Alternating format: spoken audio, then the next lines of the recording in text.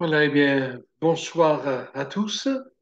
Je ne sais pas si vous avez été surpris par ce terme fabricateur, mais l'autre jour, en début de semaine dernière, dans notre lecture biblique avec Evelyne, on n'avait jamais fait attention à ce terme et on a trouvé ce terme fabricateur. Et le contexte, c'est Ésaïe 45, verset 16. Il est écrit, ils sont honteux et confus, ils s'en vont tous avec ignominie, les fabricateurs d'idoles. Donc, au départ, on se dit, oula, il y a une erreur de frappe, d'imprimeur, ou qu'est-ce qui se passe?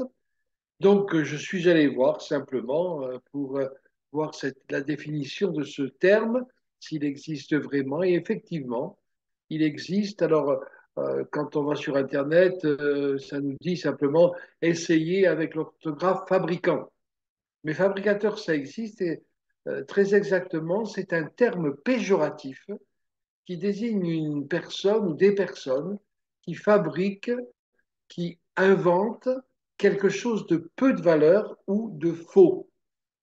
Et je me suis dit, ça interpelle par rapport à notre mentalité de chrétien, notre vie de chrétien, à nos réactions de chrétien, à nos orientations, nos entreprises, nos projets, tout cela, que surtout nous ne soyons pas nous-mêmes des fabricateurs. Alors, bien sûr, ça fait référence au mensonge et à la vérité, à ce qui est faux et ce qui est vrai. Et alors, je n'ai pas relevé tous les textes bibliques où il est question de mensonge ou de vérité ou d'être vrai, parce qu'il y en a des centaines, mais simplement quelques-uns pour nous rappeler ce que le Seigneur veut que nous soyons. Et s'il y avait quelques soucis dans ce domaine, que nous venions chercher auprès de lui la lumière, mais aussi la délivrance, et que nous prenions de bonnes décisions pour être agréables à Dieu, pour être ce qu'il veut, ce qu'il attend de nous et ce qu'il veut nous aider à être, parce que selon notre nature, selon nos mentalités, selon notre passé, c'est pas toujours évident, bien sûr. Dans le psaume 62, au verset 5, il est écrit de certaines personnes, ils prennent plaisir au mensonge. Alors j'ose espérer que ce n'est le cas de personne dans l'Église, mais c'est terrible quand on dit de nous qu'on prend plaisir au mensonge. Avant de connaître le Seigneur, ben, moi-même, j'étais souvent amené à mentir, même pour rien, même que ça ne me servait de rien, et je ne sais même pas pourquoi. Mais quand le Saint-Esprit vient habiter nos cœurs, quand la parole de Dieu nous convainc, quand nous changeons de camp, quand nous passons dans le royaume de Dieu, il est écrit que nous ayons en horreur le mensonge. C'est vrai, nous ne pouvons pas, enfin le mal sous toutes ses formes, et le mensonge en particulier par rapport à notre méditation de ce soir, c'est euh, que, voilà que si on est, comment dire, pris au piège et que on a l'impression qu'on est obligé de mentir dans la situation que nous rencontrons, et bien que tout de suite nous rétablissions la vérité et que nous puissions ainsi être libres, comme nous allons le voir tout à l'heure. Euh, donc, dans les Proverbes, chapitre 20, au verset 17, il est question du pain du mensonge qui est doux à l'homme. C'est comme une nourriture pour certains. Ils peuvent pas. Alors, certains vont tellement loin, on les appelle les mythomanes, hein, parce qu'ils s'inventent tout un tas d'histoires auxquelles ils finissent par croire. Mais nous ne voulons pas nous inventer des histoires, mais nous fonder sur ce qui est vrai, c'est-à-dire la parole de Dieu. Ça va tellement, c'est tellement subtil, disons, que même dans le domaine de la parole de Dieu, dans le domaine de la foi, dans le domaine des doctrines bibliques, dans le domaine de notre relation avec Dieu, eh bien, certains aussi s'inventent tout un tas d'histoires, tout un tas de choses. Je ne sais plus où j'ai entendu parler, ces jours derniers que il y avait une communauté pardon, qui disait que Dieu était un porc. Alors, par rapport à certains textes bibliques, et ils expliquent ça, et pour eux, c'est pas insultant, c'est pas péjoratif. On se dit, mais jusqu'où on peut aller quand on n'a pas l'amour de la vérité?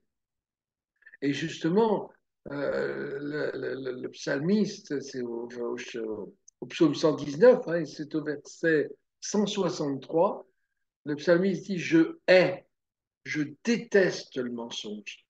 Que ça soit comme peut-être une nourriture amère, un breuvage infect, que quand on l'a dans la bouche, on a tout de suite envie de le recracher. Bien que le Seigneur nous aide pour que le mensonge ce soit vraiment ainsi. Je déteste le mensonge.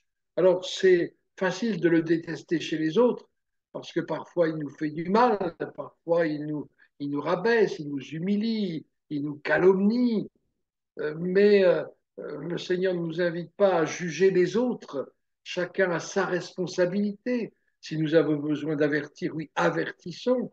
Mais, mais c'est vers nous qu'il nous faut regarder et savoir où nous en sommes. C'est vrai que parfois le Seigneur révèle, hein, pas seulement au pasteur, mais ça arrive que nous soyons devant quelqu'un qui nous dit quelque chose et puis tout d'un coup, le Saint-Esprit nous révèle que ce n'est pas la vérité. Et on dit, mais ce que tu me dis là, c'est un mensonge. Ce n'est pas la vérité. Mais ça, c'est, comment dire, c'est exceptionnel. Et ça, c'est pour aider celui qui vit dans le mensonge. Et Seigneur, aide-moi à savoir où j'en suis et à savoir si j'ai vraiment, vraiment, vraiment l'amour de la vérité. Alors, deux endroits où le Seigneur veut trouver la vérité. Psaume 51, verset 8, tu veux que la vérité soit au fond du cœur. Tu veux que la vérité soit au fond du cœur. Oui, Seigneur, qu'au fond de mon cœur, il n'y ait pas autre chose que la vérité. Il m'arrive de me tromper. Il m'arrive peut-être de dire des choses qui ne sont pas vraies, mais parce que je suis ignorant, parce que, alors, que je fasse attention aussi, si je n'ai pas de certitude par rapport à une information, de ne pas la colporter.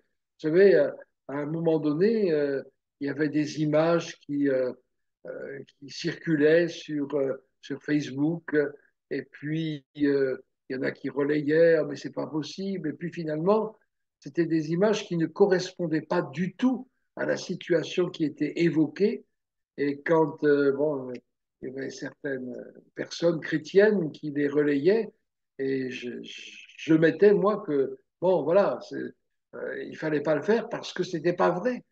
Donc, c'est vrai que ça peut aller très loin et ça peut avoir des conséquences parfois dramatiques, tout au moins préjudiciables pour certains. Alors, Seigneur, oui, tu veux que la vérité soit au fond de mon cœur et que quand tu viens lire au fond de mon cœur, que tu n'y trouves pas autre chose que la vérité, l'amour de la vérité, le désir de vivre dans la vérité. Et le deuxième endroit où doit se trouver la vérité, où doit se trouver la vérité, c'est Philippiens 4.8. J'aime bien ce texte, mais il est interpellant, il est, comment dire, exigeant quelque part, mais ce sont des exigences qui sont bonnes, puisque c'est Dieu qui nous les donne, que tout ce qui est vrai, et puis il y a tout un tas de choses qui vont avec, que tout ce qui est vrai soit l'objet de vos pensées, dans nos pensées. Seigneur, que je ne me laisse pas abuser par les mensonges du diable, bien sûr, mais que je ne me laisse pas abuser par mes propres conceptions des choses, par mes propres idées, par mes propres perceptions de la réalité qui est autour de moi. Mais Seigneur, que vraiment, si je pense à des choses vraies, le mensonge n'aura plus de place. Nous savons bien que si nous nous soumettons à Dieu, le diable est obligé de fuir quand on lui résiste. Eh bien, je crois que si nous nous soumettons à la vérité, le mensonge est obligé de fuir quand il vient se présenter à nos portes, à nos pensées, à nos cœurs. Que tout ce qui est vrai soit l'objet de vos pensées. Alors le cœur, c'est vrai que c'est, bon, là, on laisse le Seigneur transformer notre cœur, mais la pensée, c'est aussi notre responsabilité de, oui, de faire attention, d'être vigilant, et puis de décider par nous-mêmes de marcher dans la vérité et de rejeter tout mensonge. D'ailleurs, vous connaissez aussi la parole de Jésus, Jean chapitre 8, verset 32, vous connaîtrez la vérité et la vérité vous affranchira. Je pense que euh, bon, il y a des pensées qui rejoignent ce que Sam disait dans sa prédication vendredi, ce que Marc disait aussi dimanche matin. Vous connaîtrez la vérité vous affranchira. Tout ce que le Seigneur nous propose, c'est pour que nous soyons libres et vraiment libres.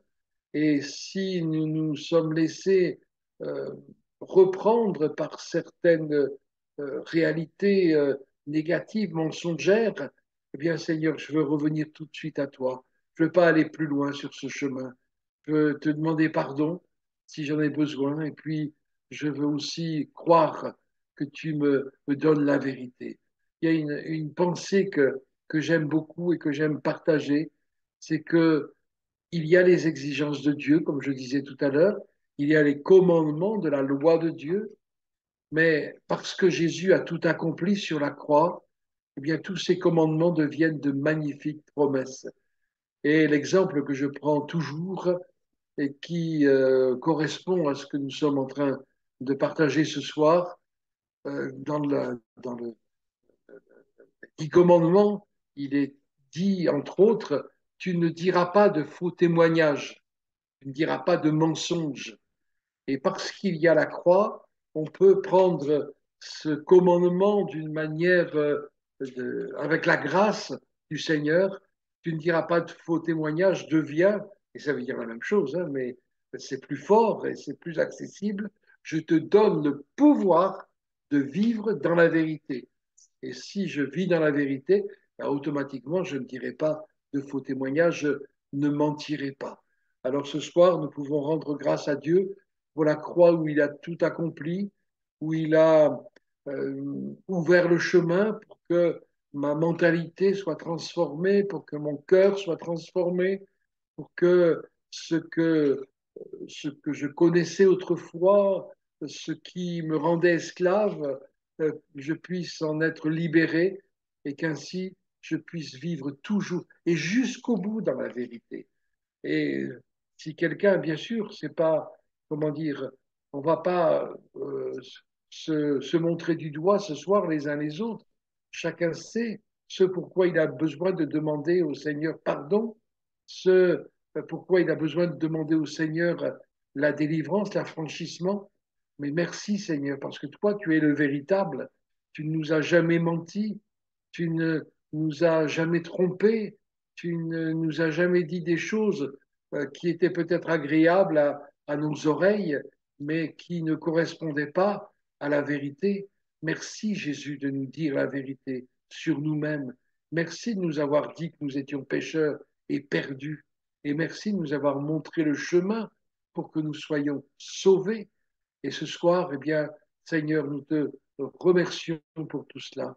Parce que oui, nous voulons vivre vraiment comme des enfants libres et ne pas nous laisser de nouveau mettre sous le joug de la servitude, sous le joug de l'adversaire, sous le joug d'une loi que nous ne pouvons pas accomplir, mais vivre toujours et encore dans ta grâce et dans ta liberté.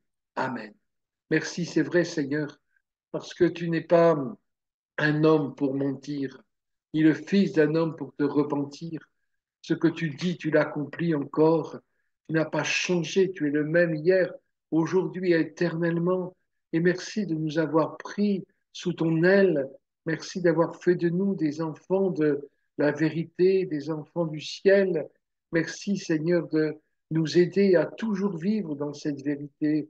Et si certains ont du mal avec cela, eh bien tu viens à son secours. Tu viens, Seigneur, donner la liberté entière, Seigneur. Tu viens, oui, transformer les choses. Merci, Seigneur, pour ta parole qui vient nous interpeller. Merci parce que tout ce qui y est écrit, il est écrit pour notre bien, pour notre bonheur, pour notre vie, pour notre liberté.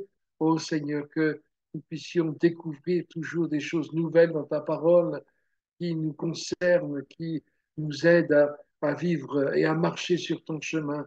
Merci encore pour la croix, Jésus. Amen.